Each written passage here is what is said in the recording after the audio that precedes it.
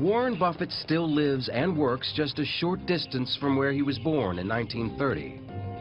And it was here in Omaha that he began his obsession with all things financial.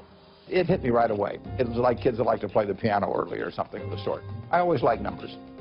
I knew I was going to be interested in stocks the rest of my life, but probably at the time I was, 8 or 9. I used to keep charts on all kinds of stocks when I was that age. My aunt gave me a world almanac, so I memorized the population of all cities of any real size. But I just like numbers. It was not limited to business numbers at all. Buffett also had the uncanny ability to remember all those numbers and how they fit into the big picture, a skill that would be the bedrock of his later success. Former Wall Street analyst Alice Schroeder is the author of The Snowball, Buffett's authorized life story. Warren grew up in the Great Depression. The family did not have money at all because his father had lost his job as a stockbroker. And so around the dinner table, money was what they talked about. But Buffett wanted to do more than talk. My grandfather had a grocery store, and I used to buy Coca-Cola from him in 6-packs for $0.25 and sell them for $0.05 each. I sold the Saturday Evening Post door to door. I sold Ladies' Home Journal. I had all kinds of little ventures, not all hugely successful, I might add. I liked doing business early on. Journalist Roger Lowenstein wrote an early biography of Warren Buffett.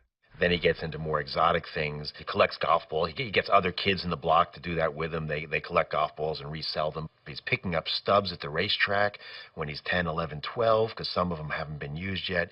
He grows up knowing he wants to make money. Investing in business comes later, but it's in him. Buffett made enough from these ventures to do what, until then, he had only dreamed of doing, playing the stock market. First stock I bought was City Service Preferred. It was a stock that had passed the dividend for how many years, 20 years or something like that. And so it had large accumulated dividends, and it was selling at 38 1/4, and I bought 3 shares. I went all in. That was my entire net worth.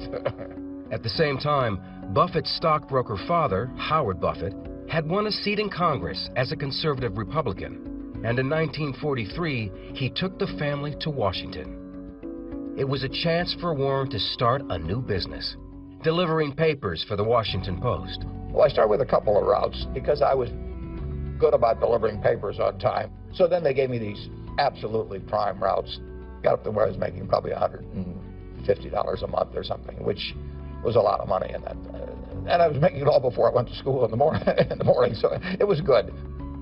Savings from those paper routes became the seed money for his later empire.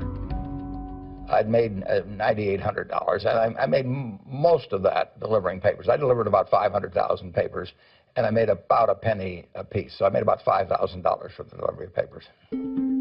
After high school, he was ready to go full-time as a businessman and investor, but his father convinced the 16-year-old Buffett to go to college first.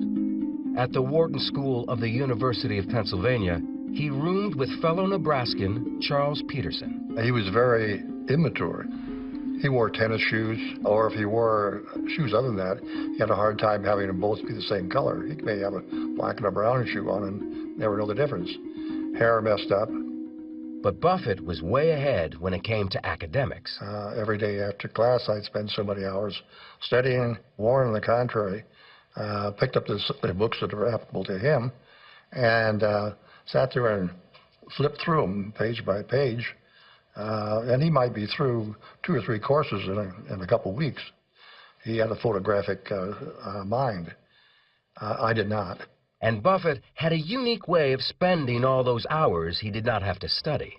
At that time, he was crazy about Al Jolson.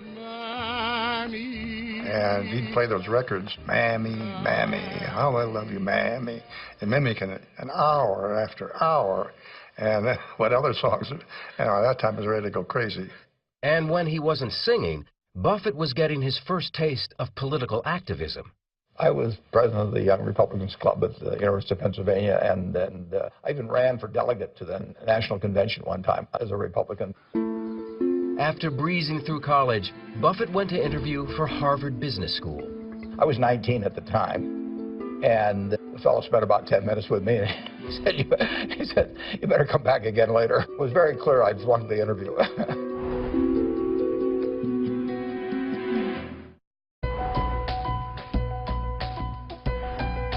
After being rejected by Harvard, Buffett set his sights on Columbia's business school, where Wall Street maverick Benjamin Graham was a professor. Graham's investment philosophy was simple, but it defied conventional Wall Street wisdom. Many people take their cues as to what to do from what the market itself is doing. But Graham would tell you that the market is there to serve you, not to inform you. And basically he was saying the market will be wrong.